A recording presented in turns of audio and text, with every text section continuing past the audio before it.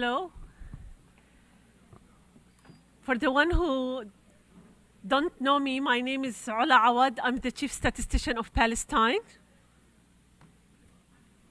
I'm pleased to welcome you to this concluding session.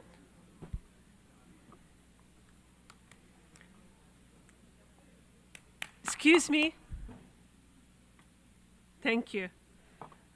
I'm pleased to welcome you to this concluding session of our Friday seminar on capacity development for relevant, resilient, and agile national statistical systems. Are we on the right track? After a full day of rich discussion, I'm honored to bring together the ideas we have heard and guide us toward practical next steps that will shape our future. During our opening session, setting the stage, we have Mr. Stefan, the director of the UNSD, underscored both the urgency and the promise of building national statistical systems that keep pace with growing policy demands while upholding trust, quality, and independence in a fast-evolving data landscape. We then heard from three distinguished speakers, the Assistant Secretary General and Deputy Executive Director of UN Women emphasized that inclusive, disaggregated data is essential for advancing gender equality and social justice. Diana, the Director General of the Statistical Institute of Belize, shared success stories and challenges in modernizing national statistics, highlighting how regional and sub-regional bodies like CARICOM could further support these efforts. Paula, the head of profession for statistics at FCDO, showcased FCDO hybrid approach combining global and in-country partnerships to foster a user-focused model of capacity development. Our first session focused on embedding sustainability in capacity building for institutional resilience. Discussions highlighted governance, coordination, and accountability as key factors, with examples of how aligned stakeholder engagement and national strategies yield long-term benefits. On second session, examined emerging approaches and technologies, including AI, big data, and digital tools, and underscored the value of South-South and triangular cooperation in sharing expertise. Panelists stressed that innovation must go hand in hand with methodological integrity, privacy, and ethical standards. Our third session turned to mobilizing sustainable financing for national statistical systems. Panelists showed how coordinated donor investments, integrated financing frameworks, and public-private collaborative can unlock modernization efforts. We also saw how initiatives like Tunisia's use of mobile positioning data, supported by UNSD, GPSDD, and the World Bank Global Data Facility, illustrate the transformative power of resource pooling. Now, as we gather for this concluding session, our collective responsibility is twofold. First, synthesize the insights from today's conversations, and second, translate them into actionable steps to strengthen our data and statistical systems, inform next year's capacity development report, and guide national and regional initiatives. I'm joined by four esteemed panelists, which I'm really have the pleasure to be the moderator to this session, whose expertise will help us determine whether we are actually indeed on the right track or not, and if not, how we must adjust. So please join me in welcoming them. So we have the first Benjamin Rothen, and we all know as Ben. So you all know Ben spent 16 years at the Swiss Federal Statistics Office, including 4 as head of international affairs, and was recognized as an ambassador by the Swiss government in 2022. He chairs committees at UNECE, serves on the HLG PCCB for SDGs, led 2021 UN World Data Forum in Bern, and co-founded the Bern Network on Financing Data for Development. And also he was a special also guest in the HLG meeting in Palestine. So, and I think it was a different experience at that time, and I will not comment more. We have Ms. Rachael Beaven, directs the Statistics Division at ESCAP, bringing over 30 years of experience in government statistics. She led the Data for Development team at the UK Foreign, Commonwealth and Development Office, co-founded the Inclusive Data Charter, and established a data science hub at the UK Department for International Development. Ms. Haishan, well known for all of us, is the World Bank Group Chief Statistician Data Officer and Director of Development Data Group, overseeing the bank development data agenda, global data public goods, partnerships, advisory services, and the Global Data Facility. She has been a data... You don't have to finish. No, it's so important. A data advocate, a thought leader, and researcher. And you are really very well respected from all of us, and researcher for over 3 decades. Previously, she led statistical development at UNSCAP and served as chief statistics for UNDP Human Development Report. We have also Mr. Batmunkh, has been the chairman of the National Statistics Office of Mongolia since January 2021. Previously, he was the Director General of Research and Statistics at the Bank of Mongolia. And also we had the HLG meeting also in Mongolia, and it was also an inclusive and an impressive, really, visit to Mongolia by all means. So by our 4 well-known panelists, and their really knowledge and direct experience that we have and we will get, and it will be invaluable in sharpening our strategies. And I encourage also by this concluding session that we have also the audience to engage actively and share your perspectives and help transform these ideas into tangible commitments.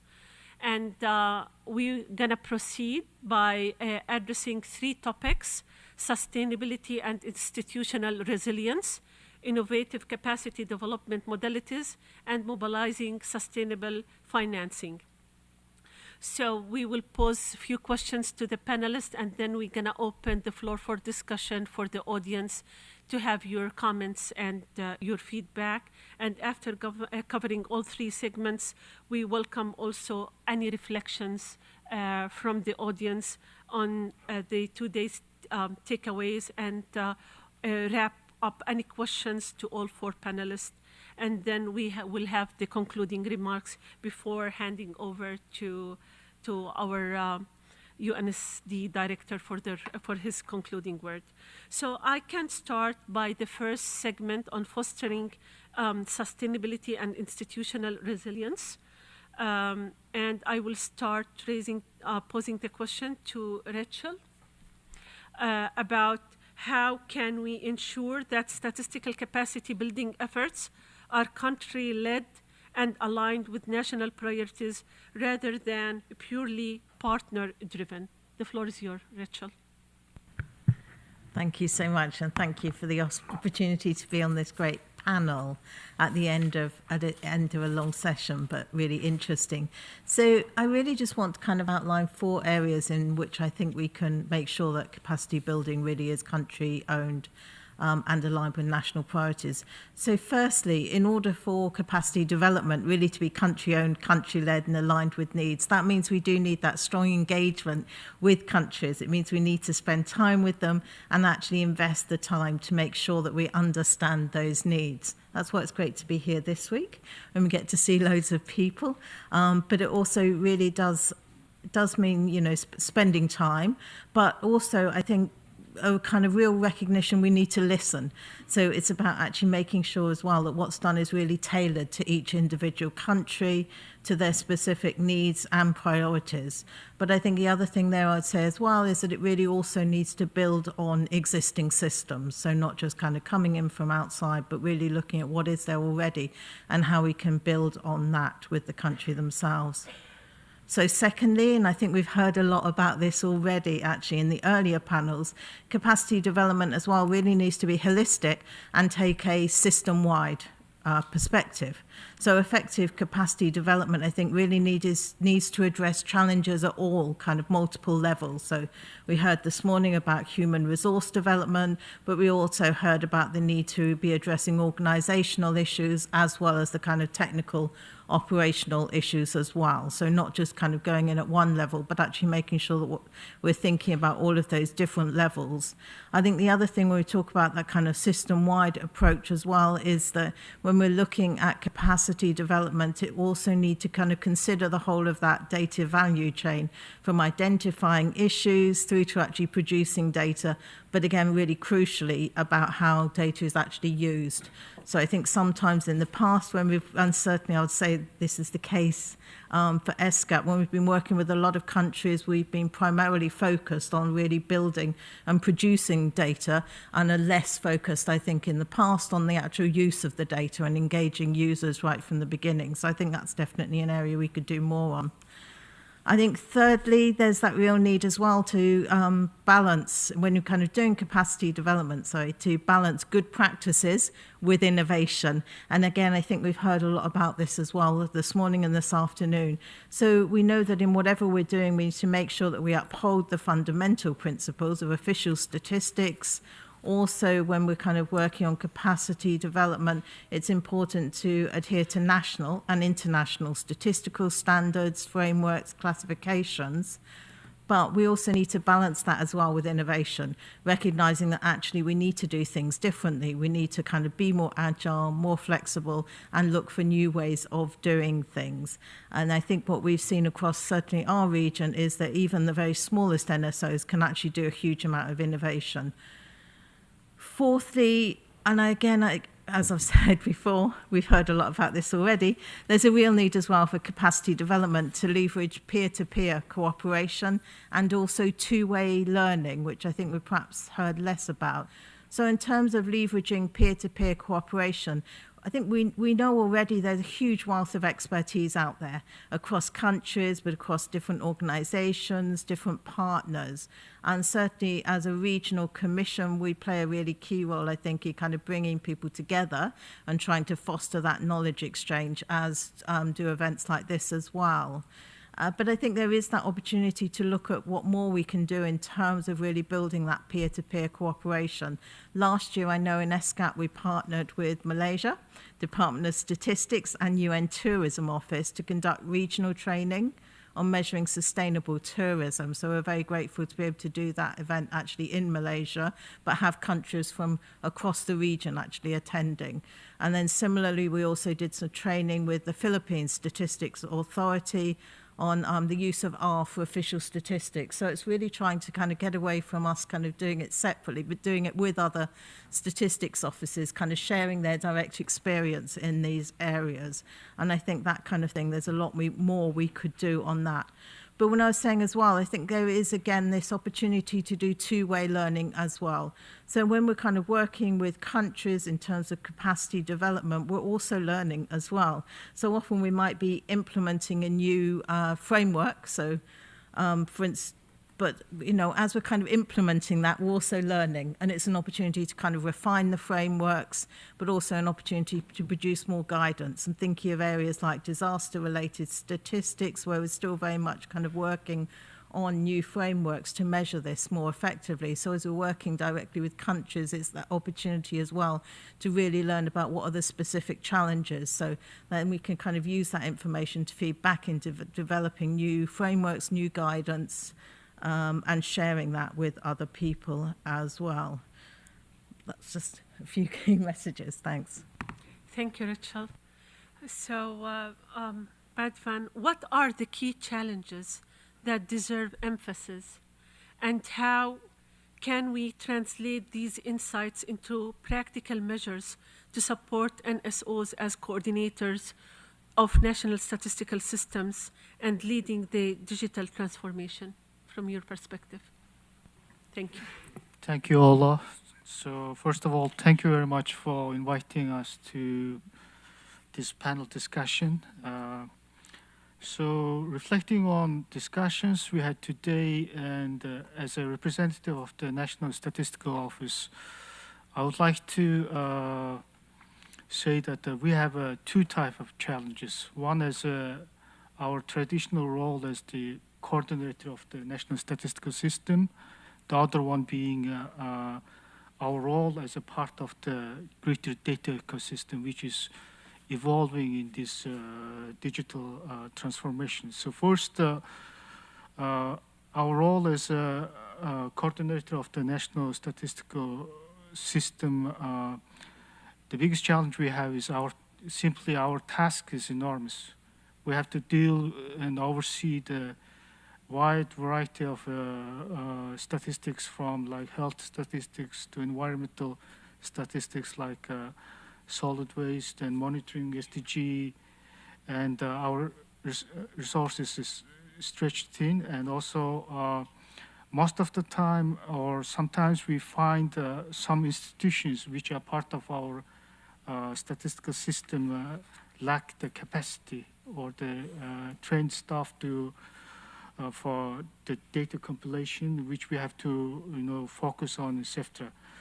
And I think the practical solution to these problems with the lack of capacity and also the financing is being proactive and engaging with the key policymakers. Because previously, in doing the previous discussion, one of the participants said the example of the Mongolia's integrated national financing framework for the SDG.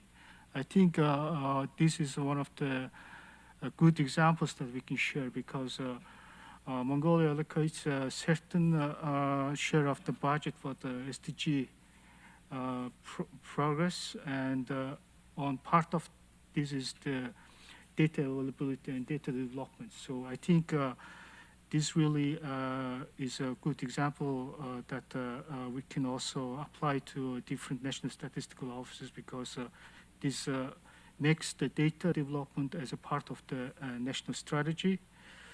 On the our challenge as being a part of the greater data ecosystem during this digital transformation, I would like to say that as we discuss more about the AI and big data, we find our government institutions at the national level investing a lot into data infrastructure or the software or the hardware side. You see some of your ministries are trying to create a big data center or like integrated data center. You see some, maybe cabinet says now they're going to develop AI strategy or the big data strategy, etc. And then most of the time, what we observe is that they think that just by investing into hardware or software solves everything.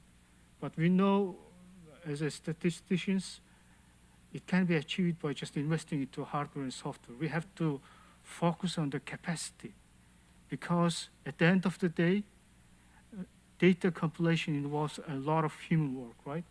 So we have to engage with them that they have to focus on the capacity building side, because there are thousands and thousands of government employees who are inputting the data, and we have to make them understand that it takes time. The capacity building is not just, procuring one software or hardware. It takes years.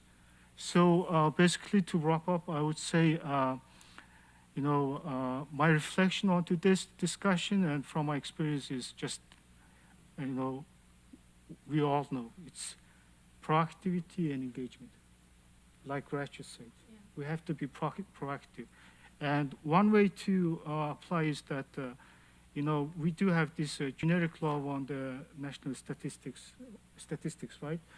And one suggestion is to create this NSS council to coordinate everything. So maybe we should start from that and build up from that. Yeah. Thank you. I can't agree more than what you have mentioned. And it would be a good opportunity also to actually to open the floor for the audience to have your perspectives. What do you think the challenges that we are encountering that deserve the emphasis, and how we can translate these insights into practical measures to support the national statistical offices, and how we can ensure the statistical capacity building efforts are country-led. So I would like to raise also these questions to you guys. If you have any comments or feedback or any interventions from your perspective as an audience, as national statistical organizations, and also as partners.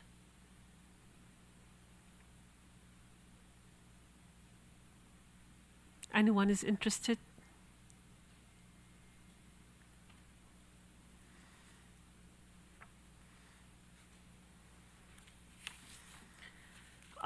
For me, I'm actually, I may just add, being a chief statistician of Palestine, I mean, challenges are huge regarding national statistical organizations.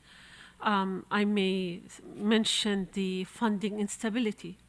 I mean, when it comes to our countries, I mean, all the time, it's the priority is not for the NSOs or for the development of national statistical systems, because we often don't have this tangible impact or direct impact that's compared with the other ministries. And that's why, I mean, all the time, we are still, since so many decades, still the financial sustainability in instability is actually a real challenge. I may also mention that, I mean, another challenge for us as Palestine that we have encountered, that what we are doing as statistics and data development, I mean, it doesn't take into consideration the crisis that we face. So the development of the methodologies and during crisis is actually also and adjusting our work accordingly is also actually a challenge that we often face. For example, I mean, I may say during the last crisis that we have faced during the Israeli aggression on Gaza, I mean, the methodology of the CPI, we changed it. The methodology of the labor force has been also developed. The matching between our satellite images from the census towards the current ones has been changed. So this is also so many challenges on the ground that has been taking place is not there on the system. And I may add another, the fragmentation of the national institutions also in our countries, also another challenge that we encounter as NSOs. So this is one, I mean, few challenges, but it's pretty actually worth taking into consideration. I don't know, anyone has other challenges or any comments towards how we can put this, I mean, how we can have this kind of national priorities into practice? Morocco, would you like to add something?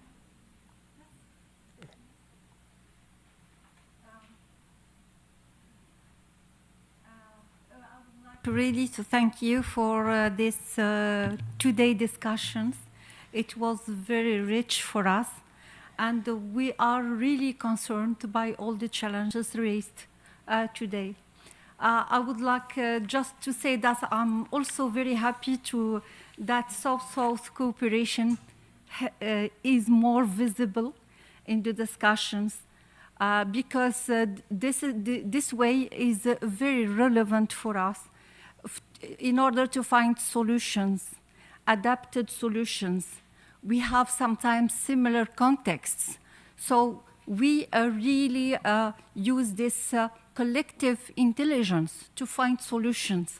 So I think this is something to really encourage in order to go through some more development for our statistical systems.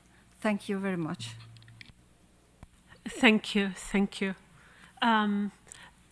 Elsa, would you like to, to comment on maybe the practical steps that, from your perspective as Albania Statistics Office, towards how we can actually have the national driven in that perspective? Elsa? First of all, thank you very much for this insightful, in fact, side event that for all national statistical offices, as many speakers today mentions the challenges that the statistical offices are facing for the capacity development. Maybe here I need to mention that the fact that the Mongolian colleagues mentioned the role of the National Statistical Office as a coordinator of the statistical system. And in fact, in this direction, the good practices that we are developing in our country is the organization of the capacity buildings process with the institutions that are the contributors in the country for providing the data and the information, not only the central government level, but as well in the regional level, in the partnership with international partners that we are cooperating, like as, for example, the Swiss cooperation, the SDC. In fact, in this direction, based on this really very good experience, are increased the capacity and are improved the data providers in the country, and in this case are increased the number of the sources by exploring the new sources and through this action. On the other side, it is that Rachael mentioned the investment on the capacities, investment on the time, investment on the people. And in fact, the organization of the trainings among the institutions in the country, it's the right words that the National Statistical Office should invest their time on the people in developing the capacities within the countries.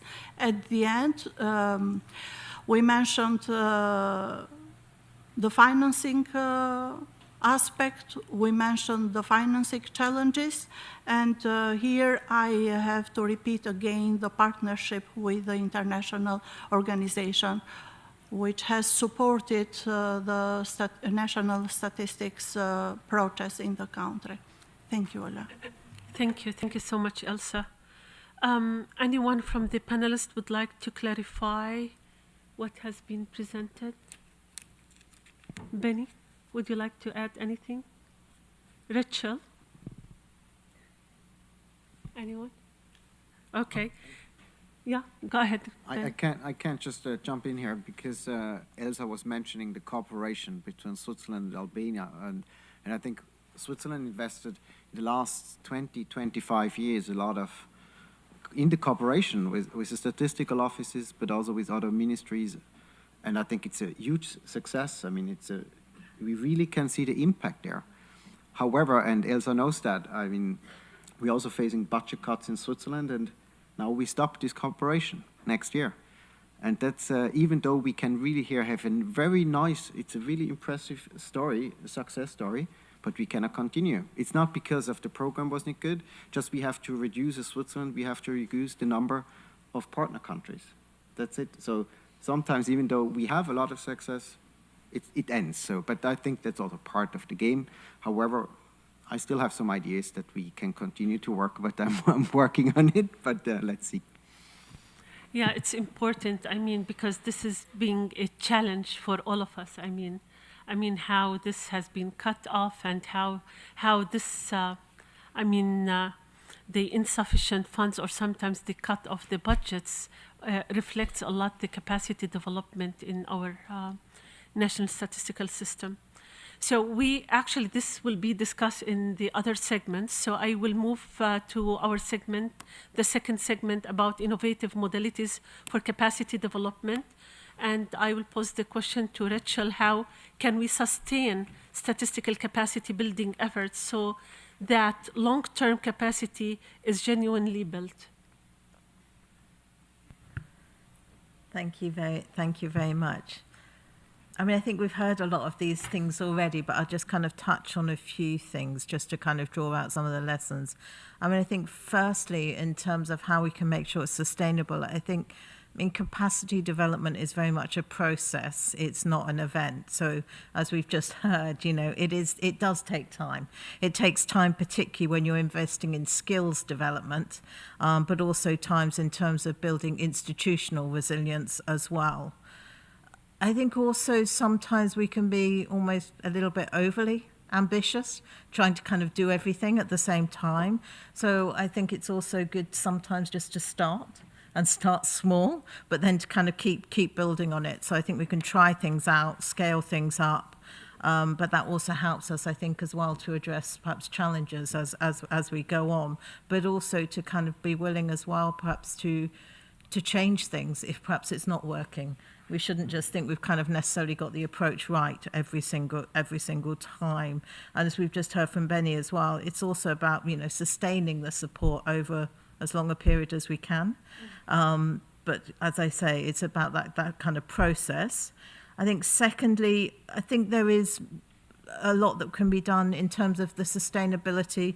We can use things like more regional collaboration, but not just regional, but also intra-regional as well. So, you know, continuing to work together, particularly I think that's appropriate for countries which actually have very limited resources. And I can see some in the audience today.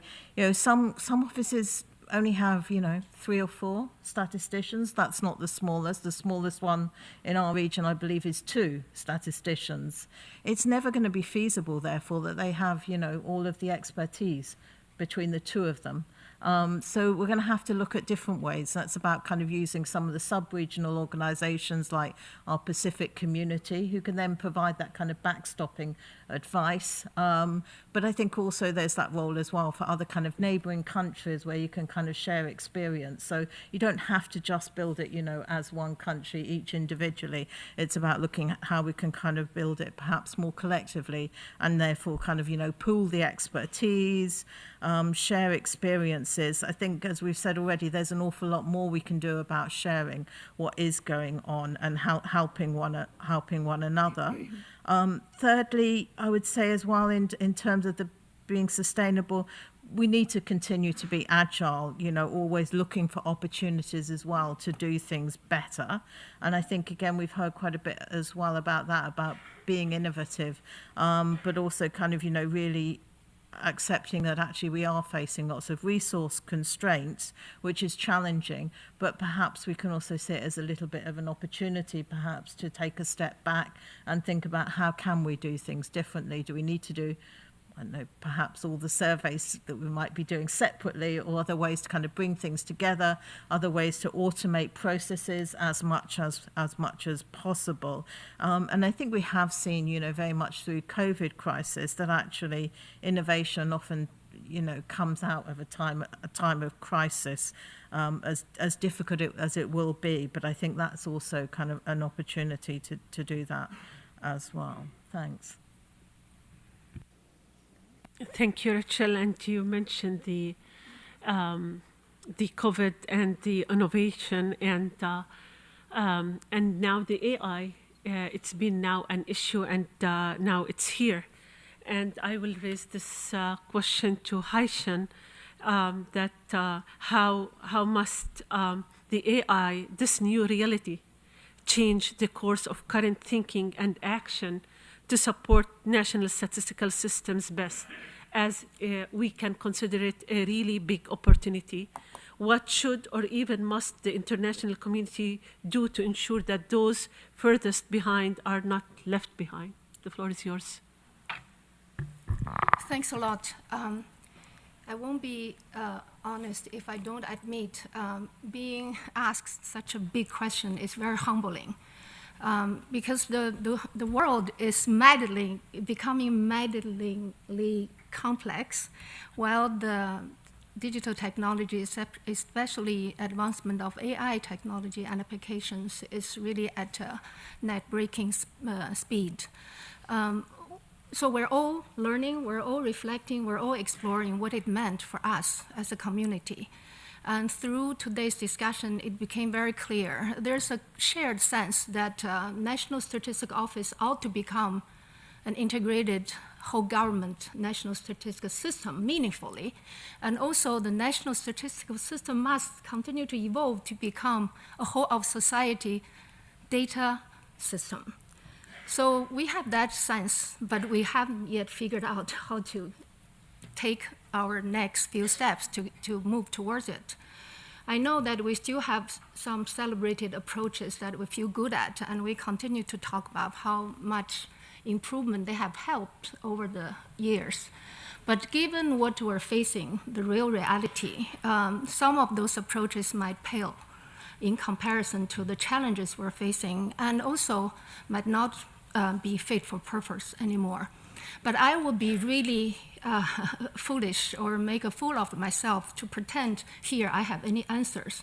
I think what I feel that this community ought to come together for is to define what is our medium term or even immediate near term end game ought to look like so that we can move towards it, and what new approaches we must explore that offers real promise. We know that throughout the day, including some of the very innovative approaches shared by, for example, UAE, are yet to be of scalable application to other contexts, given how different countries are. So instead of pretending I have big answers or repeating a lot of the wisdom already shared, I do want to zoom into one area of work I believe it's already urgent priority. And if we pursue it right, it could trigger some broader transformations as we must pursue. So please just bear with me and hear me out. We all know the current data ecosystem and the technology empower it are evolving so rapidly. The reality is there's a multiplicity of data sources available to users, from what we produce to what private sector produce, citizen-generated data, and more, which can offer valuable sources or input for producing official statistics. But it also creates, as we can say, some competitions for official statistics. Of course, there's a larger conversation to be had about the statistical robustness of those non-official data. But no matter we like it or not, these other types of data are attracting lots of users because they're maybe more discoverable and easy to use, but because, more importantly, they might be often generated through real-time observations of transactions, of interactions, and so there's a distance between the prescriptive nature of statistical data and from being predictive and even prescriptive for what the policy decision makers need, or a decision maker, I mean, at what level, and private and public. So in this case, we must learn to make our data that with the current resources we have that have been generated to be much more visible, discoverable, integratable, exchangeable, because the value of it is through its use and reuse. To maximize and materializing the value of those data we produce and generate demonstrable impact is not only the purpose of our existence, but also our means to motivate meaningful productive investment in official statistics. So this means what? That means we as a community in the official statistics space must not only in this AI space leverage how new technologies and how AI applications could help us produce high quality data, that is, make AI work for data, but also to ensure that this data are easily discoverable, accessible, user-friendly, machine-readable, as well as machine understandable. That means we must make our data AI-ready. To do so will allow us to expand how our data are being distributed and redistributed, not just by us, but by the wider society, wider players in the society, to generate real data dividends at larger scale. This data dividends is so critical if we really want to demonstrate our value of existence and attract real meaningful investment on a longer-term basis. I believe this is the first step, immediate, tangible step, to help us to begin to integrate National Statistical Office into a whole of government national statistical systems, and more importantly, for us to prepare ourselves to integrate the national official statistical system into the fast evolving national data systems that involving much broader players. At current stage of play, what we see is there's a persistent problem. That is, the most AI applications like chatbots and open AIs still have limited capabilities when it comes to interacting or interpreting structured data and statistics published by official statistical offices. This is a big problem because statistics interpreted and redistributed by those AI platforms are very often inaccurate. Therefore, they could lead to very wrong interpretations and lead to detrimental applications. We know that by just you check some of those big tech data platforms, how they're not really distributing or redistributing most recent available data we have, and the sources are unclear and incorrect, and occasionally they might even modify our data and our indicators when they're trying to combine different data. So you could even say this is a type of data manipulation which we should definitely try to avoid. But we should really fully recognize third-party redistribution of official statistics through open licensing, and can potentially can be very helpful for us to make our data useful and impactful. But at the same time also can lead to variations of how official statistics are being presented and used and shared.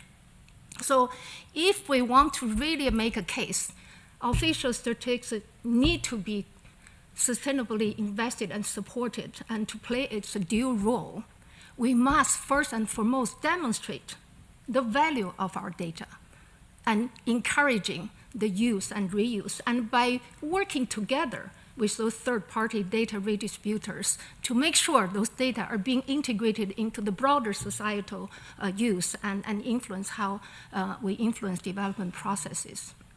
So this issue is really urgent. This is also why very soon, on Tuesday, you will see that the CCSA has developed a room document for your consideration, really trying to urge all of us to come together under the Commission to take this matter seriously and give priority to this. I really believe by focusing on this now, it can help trigger other transformative changes, because it will influence how we produce data and increase the quality at the same time to increase the use and impact of it.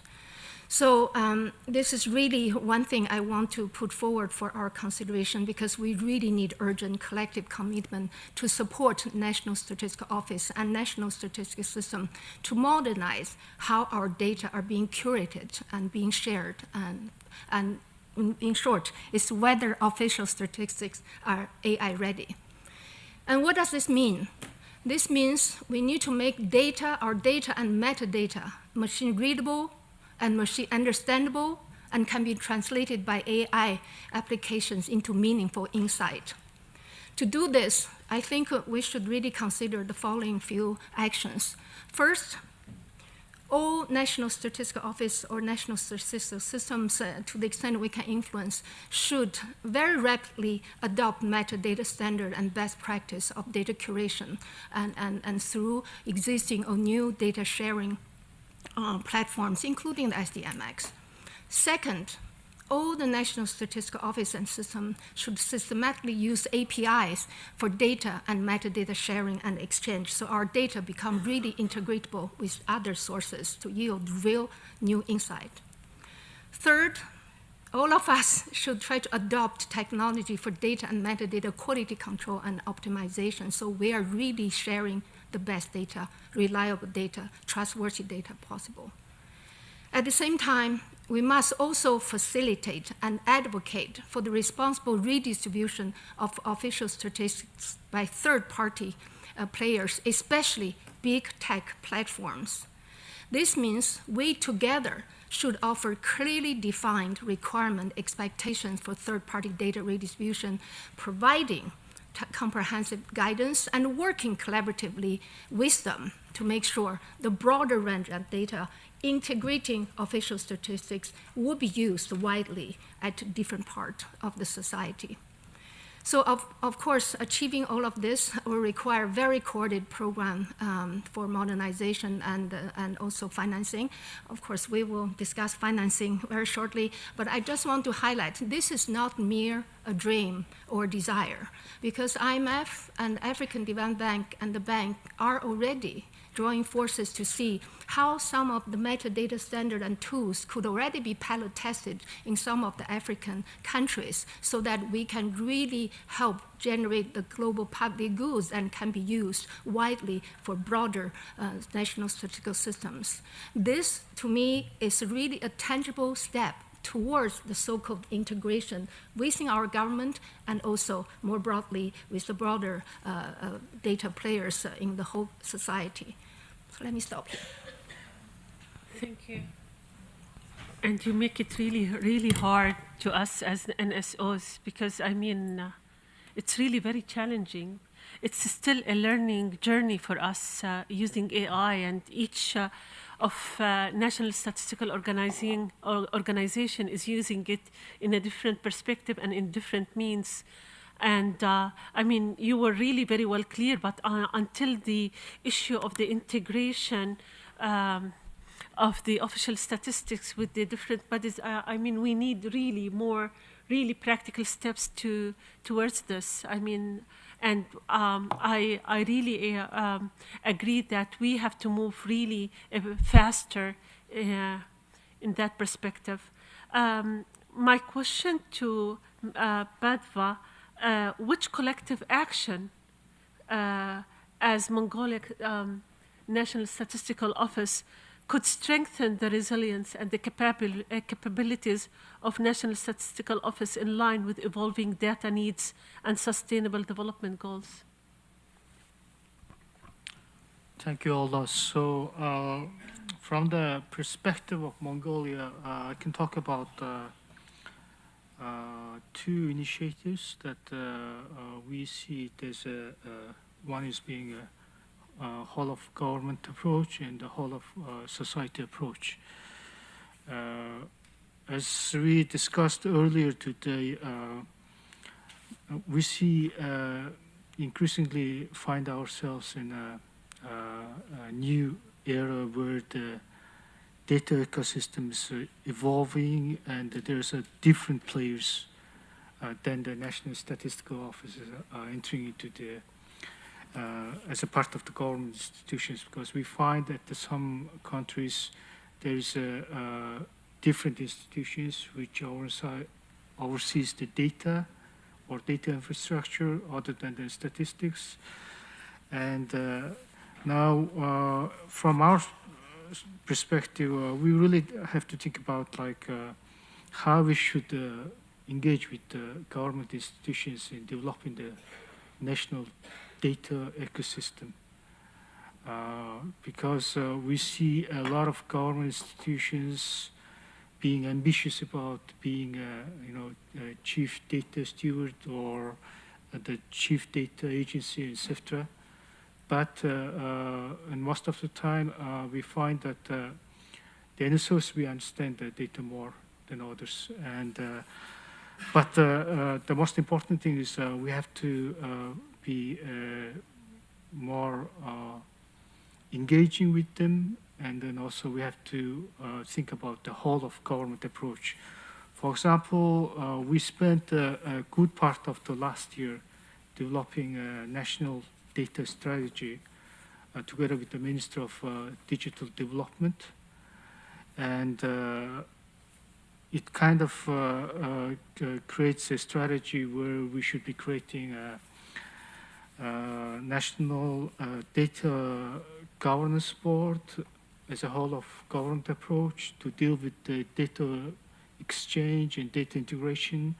And also we helped the ministry to develop the metadata standard and also the sharing regulations between the government institutions, which we find is quite useful for us to improve the data quality, because from that we can find where the issues lie and then which sides of the different government agencies that we should be focusing on more.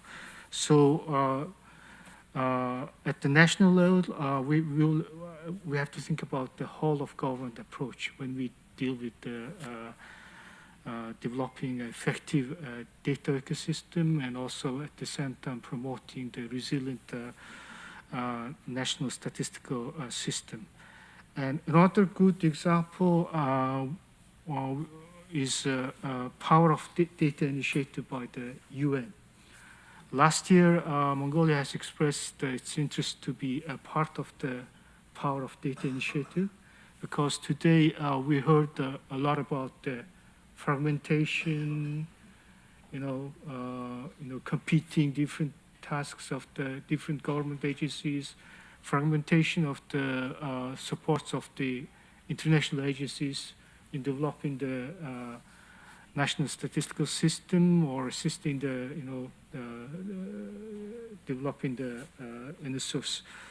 And I think this Power of Data initiative to streamline the international efforts and reduce the fragmentation by creating this single combined approach involving the international partners as well as the local government agencies, academia, and private sector to develop the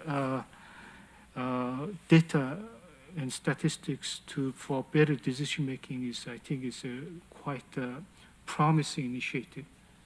We are yet to see the results, but I think it's the idea is really great. I think we should be focusing or spending more time on this, and this is also at the same time would be quite challenging, because you will have to line up different government agencies, international partners, private sector for single purpose. So, but I think it should be worth. Yeah. So that's my answer to your question, Ola. Thank you.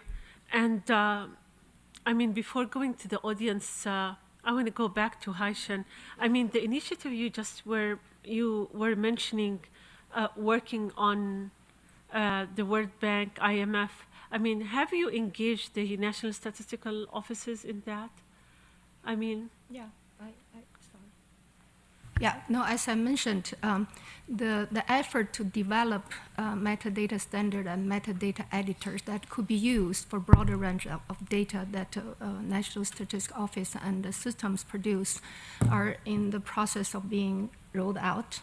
And we have already been discussing through country engagement of African Development Bank and IMF and World Bank identified some national statistical offices to initiate this pilot test. So I hope that it is through country engagement, because I think for many of our colleagues going to countries through our country statistical capacity building programs, it's amazing to hear how much country demands such support and demands such standard and want to improve in this regard. So I think the issue is how we organize ourselves and how we join forces and how we mobilize some resource to really get it into action. So I hope this small pilot program will become the little match of pile of dry wood, because I really think this is something would really help us to become much more impactful, and if we're really going to exercise our leadership role in the national statistical systems. Or data systems. Yes. Now we're talking about data system. Thank you. I mean, we, just to save time, I will go to segment number 3. Oh, sorry, Ben. I didn't see you. Go ahead. Yeah, if I may to jump in here, because I think, Haishan, your statement was fantastic. I hope you share it. Because I think you summarized a lot of discussion going on this planet. It's also great, we all have a cell phone here, and I'm getting a lot of messages. And I found out, I mean, the segment 2 was innovative modalities for capacity development. There was a question raised, what is Haishan talking about? We talk about capacity building. But I think it's exactly what we're doing, because we have to make our data visible. And I saw the document you talked about, I saw part of it, and I'm really happy you drafted that. And I hope everyone will read it, because it's very well described where the problems are at the moment. There are AI tools out there. If we do not publish our data AI readable with international metadata standards, we are lost. I mean, then it's nice to talk about FFD4, it's nice to talk about money, it's nice to talk about NSOs has to be relevant. If your data are not used anymore, then it's gone. I mean, you have to be honest. I mean, that's the world changed in the last 10 years, maybe ChatGPT changed the world as other very important elements on this planet. So that's why I'm very thankful about that. What I also want to remark there, it's not a question about people in the South. I mean, the World Bank, of course, has a focus more on the South and not on the North. In the European Union, I mean, the European statistical system, there are a lot of discussions about that. So we have to combine all this work. We have the OECD there, IMF is working on that. Some of you know also we as Switzerland are working in Geneva with different international organizations on that. Let's bring all that together. And I think that's a key task of the Statistical Commission in the coming years. And it pops up next week. We have discussion, what's the role of this commission? And you always keep in mind that. We understand we want to protect NSOs. Absolutely. I think everyone agrees on that. But the world changed. I can say that 10,000 times. There are more data around, and we have to find out how to use this data and how to bring it back to the people that use the right data. So, Haishan, thanks for the statement. I hope that what you have on your screen, you share it somehow. I'm really thankful for that. Thanks.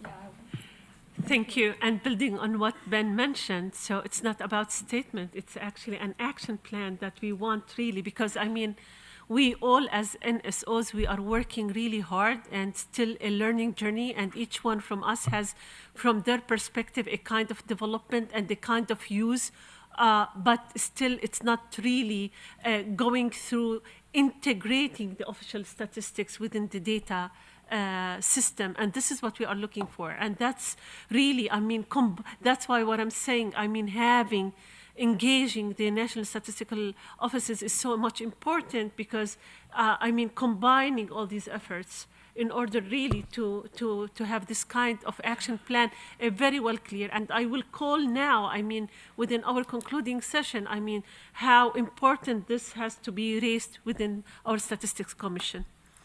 And in order to save time, we have the remaining our third segment, which is also important, about mobilizing sustainable financing, and then we can go back to the audience for any comments and feedback. And talking about mobilizing sustainable financing, it's a challenge that has been since decades for us as NSOs. And I want to pose the question to Ben, although the 2030 agenda has elevated the profile of the UN Statistical Commission and national data systems, the necessary investments are still not forthcoming. Why do you think that is, and what can be done to change it? Thanks, Ola. I can maybe quote a bit Johannes, who said that we were waiting for the helicopters coming with money and dropping the money to everyone. It didn't happen, and we agree on that. And I was considering, I was asking myself exactly why it's not happening. And I tried to describe it like that. So data and statistics are cross-cutting issues. It's much easier to invest in health, in agriculture, maybe in peace, I don't know, but it's very difficult to invest in data and statistics. It's a long-time investment. As we see, and I mentioned the example with Albania, you have to ask, do I invest the money for a hospital or for a population register? We all know that, it's very difficult. So I think that's an issue. We all think that official data are public good. To invest in public good is very difficult. Who spends the money? Normally the governments are doing, but governments are cutting the budget, so of course it's less there. I'm personally not convinced that PPPs, public-private partnerships, are working very well in official statistics because you cannot earn money with that. You're dealing with tech companies, I'm pretty sure we have to deal with them, but it's difficult to get more funding on that. And what I also personally think, there's often not really low-hanging fruits around there. Sometimes there are, but it's an investment that takes time. It's a very good investment, but it's difficult to do that.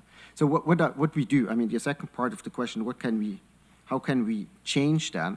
And then I would like to use the word I haven't heard today, but maybe I was not paying attention all the time, is data literacy. And someone mentioned that you have to talk to the people who have the money, and that's often in our case, the parliament. And we have to find out a better way to talk to parliament. That's also, again, that's not a question of the south or the north. And always, when I travel to another country, I ask this question. For example, in Rwanda, how the NSO speaks to the parliament. And there are a lot of good ideas. And I think we have to invest more time on that. Thank you, Ben.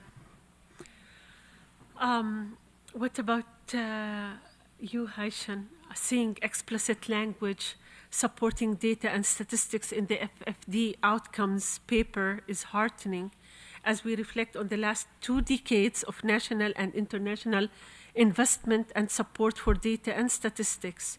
What are the key lessons, successes, and challenges we must acknowledge to help shape the next 20 years of financial and technical support for this agenda?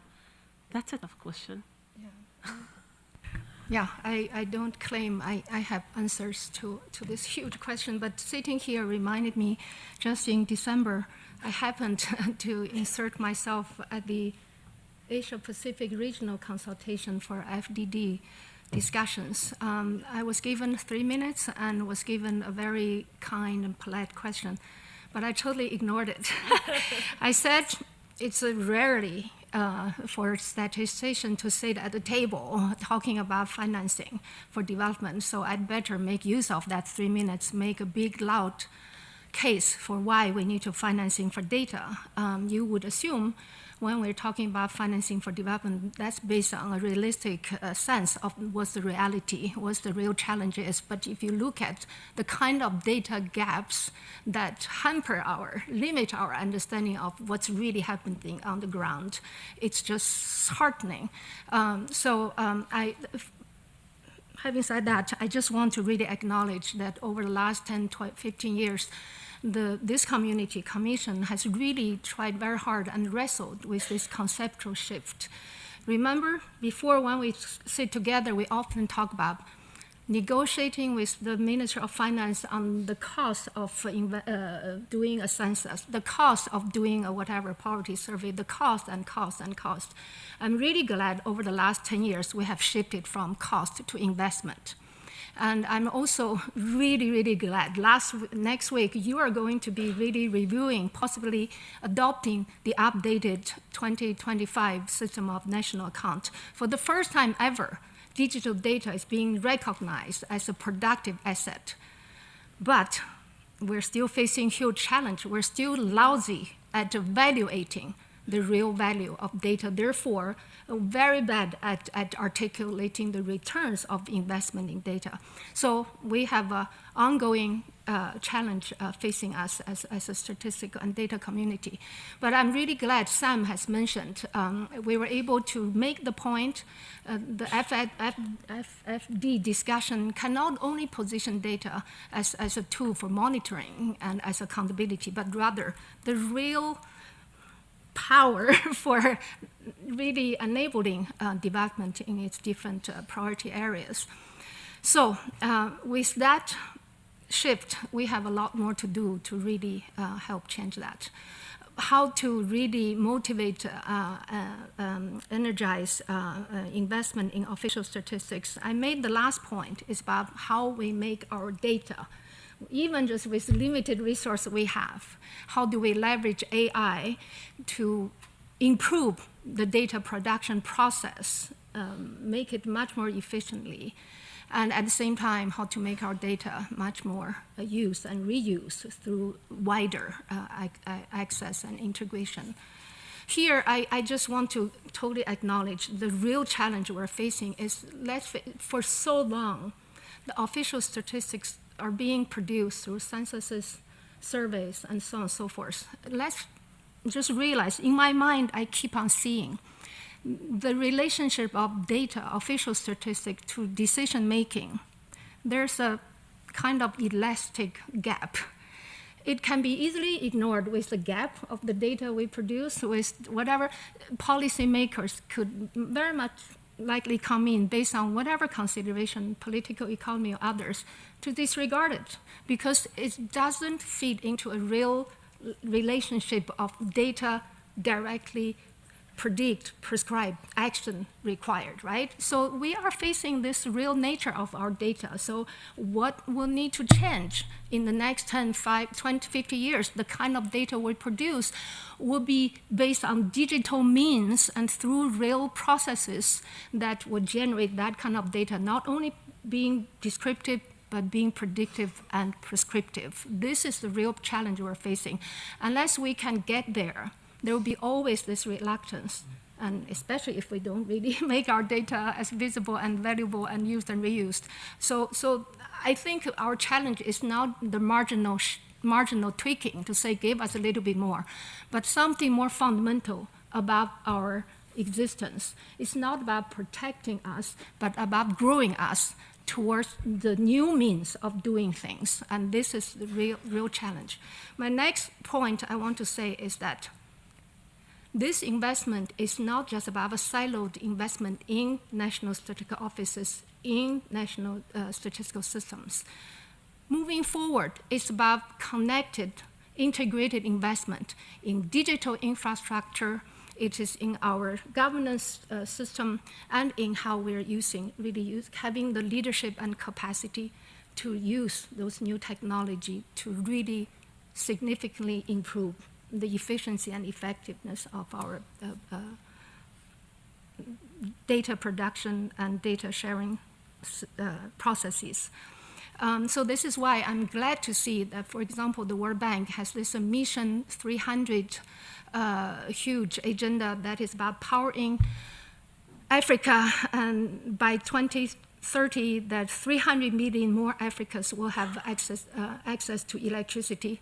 And we also have digital transformation investment to help build that digital infrastructure. And national statistical system and national data system will be enabled to evolve fast based on those investments. And we're continued also to invest directly in national statistical office and systems. But unless all these investments are connected and going forward somehow together, we will not see the real step changes we desire to see, and also our so-called survival will not be really guaranteed in that. So I really don't want to talk about protecting NSO. I really want us to talk about how we grow the national statistical system as part of the integrated national data system, even though we still need to figure out what it ought to look like, what is the relationship, what is the governance arrangement, and what's the technology enabler and economic policies and so on and so forth, so that we really move towards it. Thank you, Haishan. And I mean, I can't agree more, but I mean, with all this initiative, I mean, I feel that the secret word is how we are all engaged together. I mean, how we can all communicate and, you know, work it together, because it's been really for us a while in working on the development of our national statistical systems. We know the challenges, we know, I mean, so this kind of combining efforts is actually so much important in order really to develop it further. My last question to Ben, on how would you assess our collective progress so far? Are we on the right track? And in which areas do you see significant successes or gaps? And this can be also built on what Haishan has been raised. As we approach now the 2030, what key actions are needed to ensure that national data systems remain robust beyond 23 and continue supplying reliable data to the global community? The floor is yours, Ben. Yeah, thanks. I tried to make it quite short, and also to mention that it's about a bit also mobilizing sustainable financing here, right? So are we on the track? There are two easy answers. One is no and one is yes, right? So on the no, we know it from the press report by Paris 21. The answer is no, we don't have more funding. So we're not on the track, I would say. We need more funding. I think we all agree on that, and we have heard it in this kind of discussion. You mentioned the word communication. I agree. We are not on the track with communication. It's a complicated issue to communicate, and I know we talk since 10 years about communication, and we have good tools, but we are not yet there, I think. That's a bit of very personal view. I know not everyone shares that. There's data versus statistics.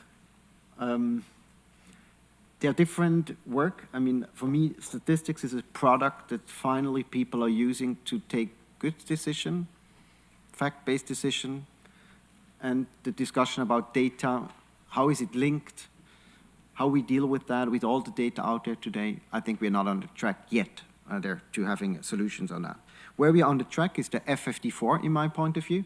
It was mentioned in the session that we as Switzerland hosted a side event this morning about F54 with the co-facilitators, and the text we having currently at the moment, we will get a new one on March 10th, is quite good. So we're on the track. I think we did some progress there.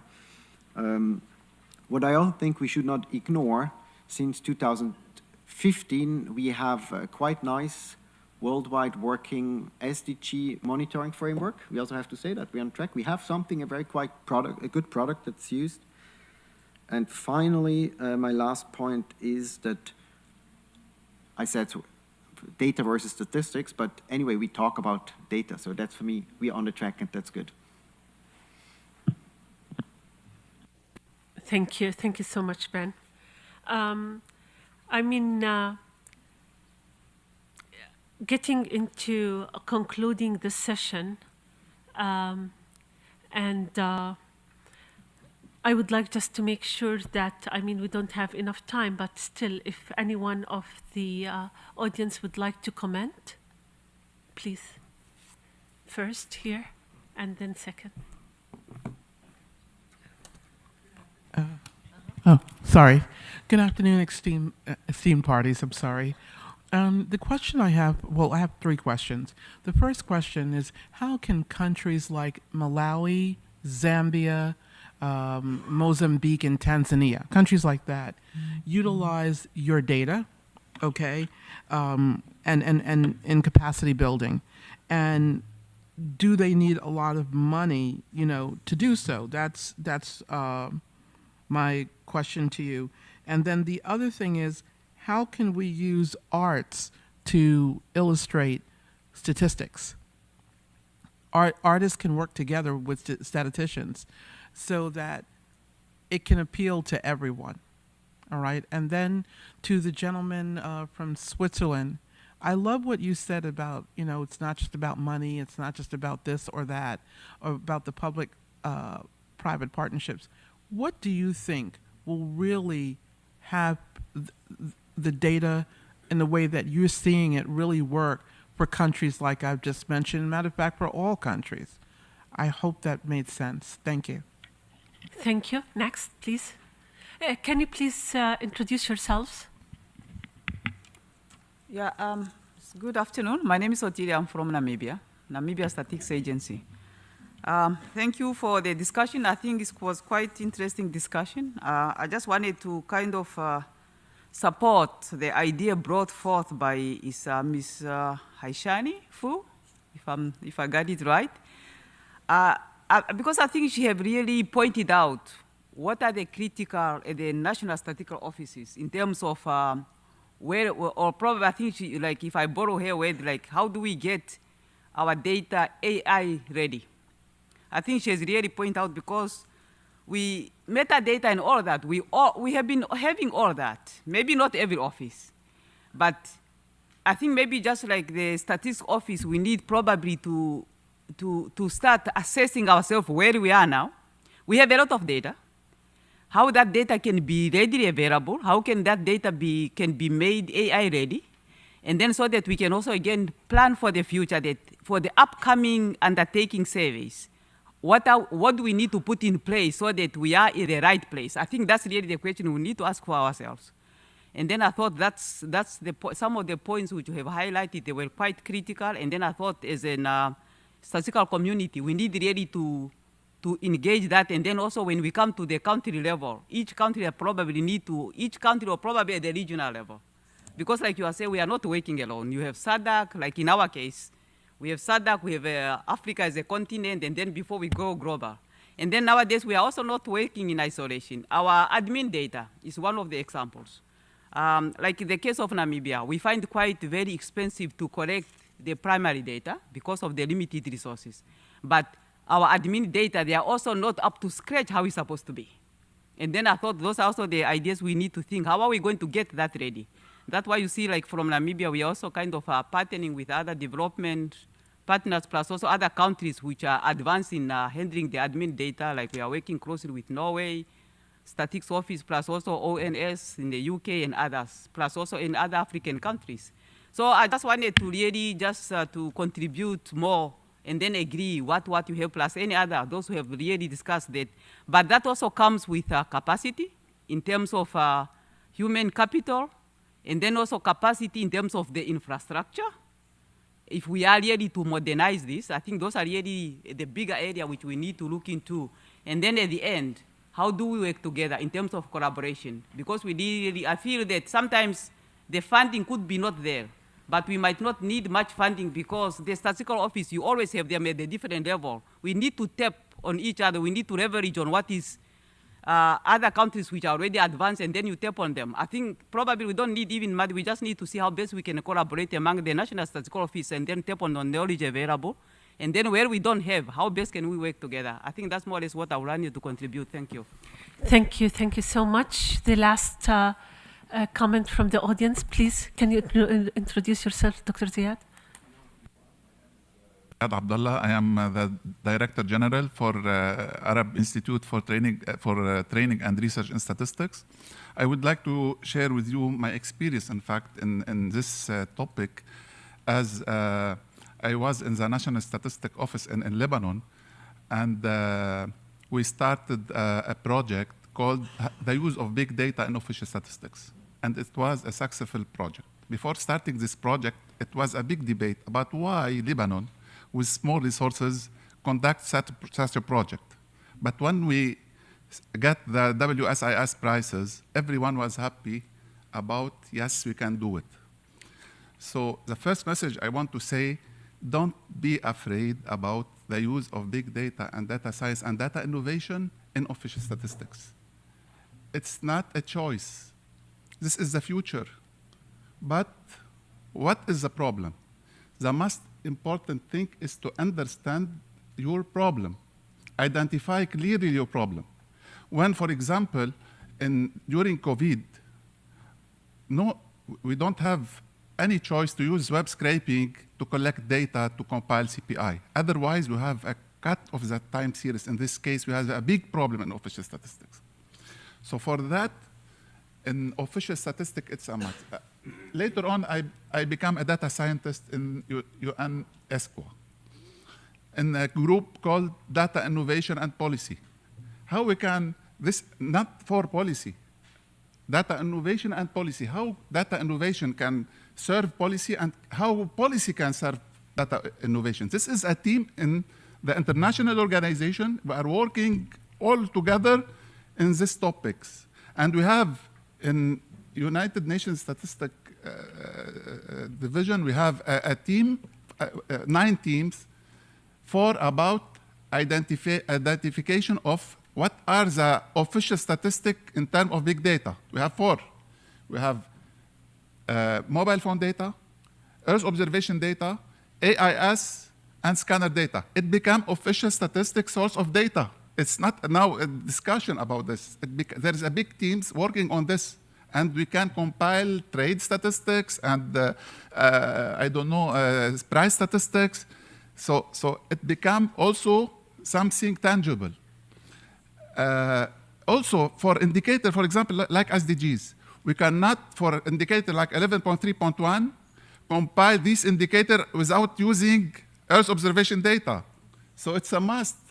We should learn our people inside the NSO to use such statistics, such techniques.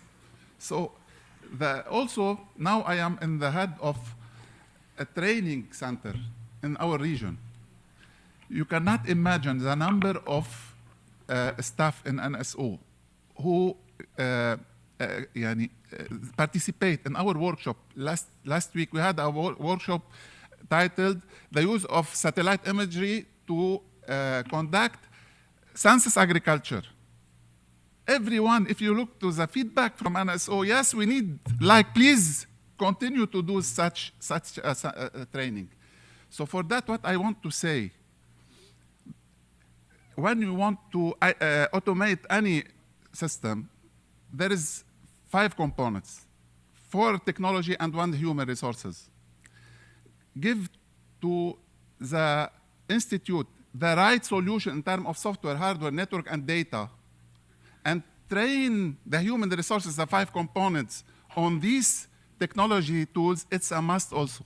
For that, we should think positively, without any afraid about the use of the new technologies, the data innovation, and like this we will succeed. Thank you. Well noted. Thank you so much, Dr. Ziad. So I want to ask the panelists that if you can do it in 1 minute, it would be really great. In concluding your remarks, taking into consideration the comments and the questions that has been raised by the audience. And we want, by the end of your remarks, to give us 1 takeaway from your perspective. We're going to start with you, Ben. Yeah, thanks for that. I tried to answer the question about art and artists. I really like that, working with art and artists, I mean, to show what kind of good products in statistics we have. It's a fantastic idea. And I want to link you with some people from Poland sitting over there, because they're heading a group under the roof, the United Nations Economic Commission for Europe, how to communicate SDG data. And I think they have fantastic examples, so that might be interesting for you. My key point away is it's all about sustainable development. I mean, we always have to think about why we're doing all this kind of work. I have here a plastic bottle. Is that good? I don't know. Maybe not that good for the planet. So all what we do, we have to understand in the situation we are. And I think that's important to remind us all the time why we are doing that, why we're sitting on Friday afternoon, 6 p.m. here, why are we doing that? And I think at the end it's sustainable development. It's for the people living on the planet. It's for the animals like penguins, for example. And remind that when you go home, think about save the planet, save the people. Thank you, Ben. Thank you. Thank you, Ben. Rachael? Thank you. So just to kind of respond very, very quickly, for me, I think that what I've heard, and in terms of responding as well to the questions, we still need to collaborate a lot more. and that means collaborating, you know, across from data users to data producers, but also we need to innovate, and there is a real opportunity with that as well. And I think I would just summarize it in terms of one takeaway would be we also need to adopt a whole of society approach. It's about really working with communities, as we heard about art, but it's about working with everyone, young people, really getting everyone on board, because there are ideas out there. There is a bigger community that we can work with. Thanks. Thank you, Rachael. Haishan? Thank you. I think some years from now, we will all think back and realize this is such a historic moment for our community. The world is changing so fast, and it does demand us to have the collective leadership and the courage to lead the change of ourselves. I know we need to have a clear vision, but what we have is the sense of direction of travel, even though we have not fully mapped out every steps. But I did propose one concrete first step I think will offer huge potential to trigger the broader transformative changes we need. So I hope that the Commission will take up this challenge. They have actually no option unless they take it. So, and I may conclude that, today's session actually doesn't end. The insights gathered today from the morning until now will not only inform the future discussion, but will also contribute to the report that will be presented at the 57th session of the UN Statistical Commission in 2026, next year. The real challenge now lies in the implementation and how we can translate these recommendations into concrete action that strengthen the national statistical capacities on the ground, and also how what Haishan has been presented on the development of AI and how it can be also integrated into the data system of the countries. This is so much important. So this is how we want to really move forward and to be reflected within the report. And I'm sorry that I forgot Batman to do his final remarks. I'm so sorry, Batman. I'm so sorry. I just arrived today, so excuse me for this. Please go ahead. Yes, it's okay. Actually, I was quite happy that I didn't have to speak, you know. That I missed you. So, okay, yeah, I'll be really short. So my main takeaway would be, like Rachael said, we will have to think about a new collective approach for sustainable, development of the national statistical systems and for sustainable financing. So that's all. Yeah. Thank you. Thank you so much. Thank you. And my apologies one more time. So in closing, and before I give the floor to Stefan, I would like to extend my deepest gratitude to all of you, our esteemed panelists and participants, for your invaluable contributions today.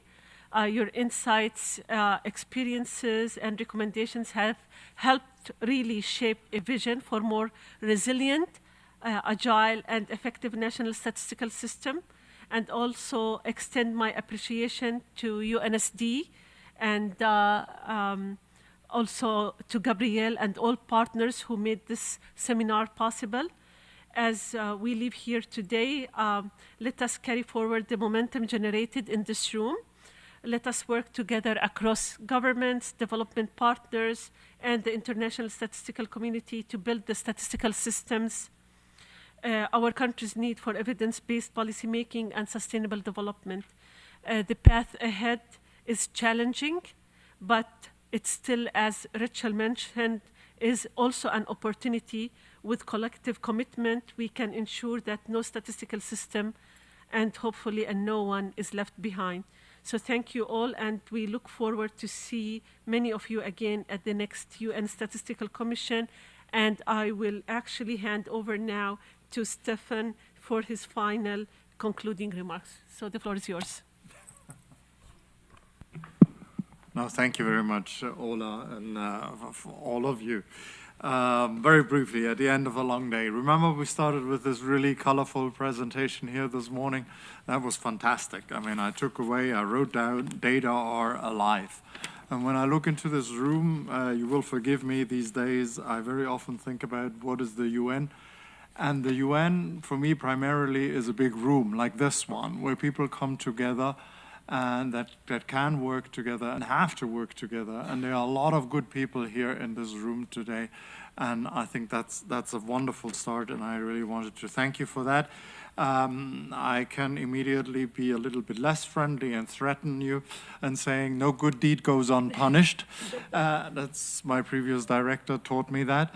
So if you actively participated today, we will remember your name and knock on your door, because it was already mentioned what happens next. We have the Monday seminar on governance, data governance. A lot of those elements were touched upon, so I think that's the logical conclusion. We have the commission itself. These were the opening fireworks for a report that we want to put together over the next year to have a really good discussion next year. And we want to do that in a very open and transparent and consultative way. And I hope we will have discussions not only here in a room in New York, but everywhere, in your regions, at your workplaces. And if you have ideas of what needs to be in that report, or what we forgot, or points that are particularly important, please communicate with us and the team. I have, of course, a very specific question in the back of my mind. What is the role of the Commission? We discussed it a lot, and even what's the role of the division? Our resources are getting tighter and tighter, but then I've also watched this around us these days. There are two types of reactions when the resources get a little bit tighter. We can either turn on each other and try to steal a little bit from our brother or sister or neighbor, or we can move together closer and try to decide to work together, to share even more, to make the little bit less, the smaller pie, even more effective for everybody. And I think we have done a big start in this room today to doing exactly that. So and I hope if there's anything that you can advise us and in the statistics division of what we can do and how we can do it, that's also something I want to get out of next year's report. So thank you, everybody. Thank you to the fantastic panelists that we had all over the day. Some of them are back in the room. Some of them are still on stage. Thank you also to my team. Gabriel is only the tip of the iceberg. There was a whole group in my office that worked very hard together to put this all together. And thanks, of course, most importantly, to all of you who sat here the whole day on Friday. And let's keep working together. Thank you very much. Have a good weekend.